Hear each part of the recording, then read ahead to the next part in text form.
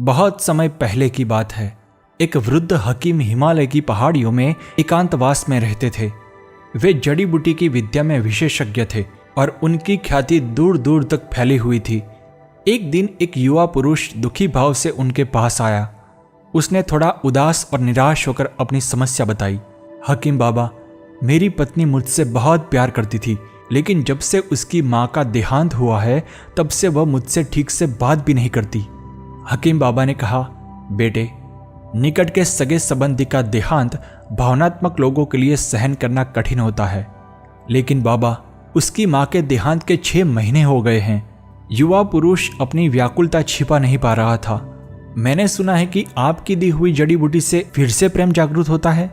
उसने दोनों हाथ जोड़कर विनती की, कृपया मुझे वह जड़ी बूटी बनाकर दे दीजिए। हकीम बाबा ने मुस्कुराकर कहा, अरे भाई, अगर मेरे पास जड़ी बूटी बनाने के लिए सारी सामग्री होती तो मैं उसे अभी बनाकर दे देता, लेकिन उसे बनाने के लिए मेरे पास एक महत्वपूर्ण चीज नहीं है। कौन सी चीज?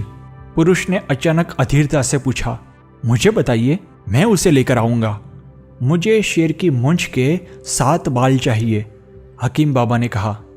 अगले ही दिन वह पुरुष जंगल में शेर की खोज में निकल पड़ा। काफी खोजबीन के बाद उसने जंगल में एक नदी के किनारे एक शेर को देखा। उसकी हलचल देखकर शेर ने इतनी जोर से दहाड़ लगाई कि वह पुरुष भीतर से कांप उठा। उसकी नसों में दौड़ता खून जैसे जम गया। वह भयभीत होकर तुरंत वहां से भाग गया। अगले कुछ दिनों तक ऐसा ही चलता रहा।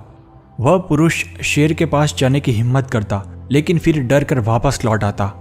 जैसे जैसे महीने बीतते गए, शेर को उस पुरुष की उपस्थिति की आदत पड़ गई और अब वह उसे देखकर भी सामान्य रहता। अब वह पुरुष शेर के लिए मांस लाने लगा और शेर उसे आनंद से खाने लगा। धीरे धीरे विश्वास के आधार पर उनकी मित्रता बनने लगी। जब शेर तृप्त होकर मांस खा लेता और आराम करता, तब वह पुरुष हिम्मत करके उसके पास आता और उसकी पीठ थपथपाता। धीरे धीरे एक दिन ऐसा भी आया जब उसने साहस करके शेर की मूंछ से 7 बाल निकाल लिए। अब वह और देरी किए बिना सीधा हकीम बाबा के पास पहुंचा। बाबा, मैं शेर की मूंछ के 7 बाल ले आया। बहुत बढ़िया। यह कहकर हकीम बाबा ने उन 7 बालों को जलते हुए अग्निकुंड में फेंक दिया। अरे अरे, यह क्या किया? वह पुरुष गुस्से में तमतमा उठा। आपको जरा भी अंदाजा नहीं है कि मैंने इन बालों को पाने के लिए कितनी मेहनत की है, और आपने उसे जला दिया। उसने दांत पींचकर पूछा, अब मेरी जड़ी बूटी कैसे बनेगी? अब तुम्हें किसी जड़ी बूटी की जरूरत नहीं है, हकीम बाबा ने मुस्कुराते हुए कहा। जरा सोचो, तुमने शेर को कैसे वश में किया? जब एक हिंसक जानवर को धैर्य और प्रेम से जीता जा सकता है, तो क्या इंसान को नहीं जीता जा सकता? जाओ, जैसे तुमने शेर को अपना मित्र बनाया है, वैसे ही अपनी पत्नी में प्रेम की भावना जागृत करो। स्त्री केवल एक शरीर नहीं है, उसमें भी एक मन होता है। उसके भावनात्मक स्तर पर जाकर उससे समझो। तुम अपना रास्ता छोड़ो और उसका रास्ता पकड़ो, मन से शरीर की ओर।